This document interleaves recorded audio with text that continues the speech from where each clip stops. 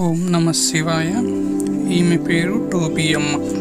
కొన్ని సంవత్సరాల నుండి అరుణాచలంలో ప్రతిరోజు 14 కిలోమీటర్లు గిరి ప్రదక్షిణ చేస్తూ అక్కడి భక్తులకు కనపడుతూ ఉంటారు.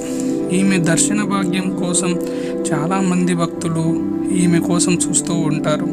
యోగులు, ఋషులు ఇలా రకరకాల రూపాలు తిరుగుతూ ఉంటారు అని ఒక నమ్మకం.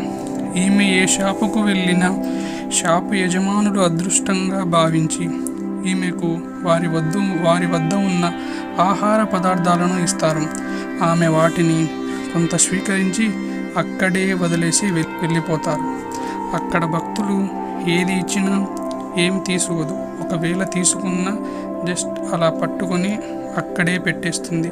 అలా వదిలేసిన పదార్థాలను మహాభాగ్యంగా భావించి ప్రసాదంలా స్వీకరిస్తారు. ఈమె దర్శన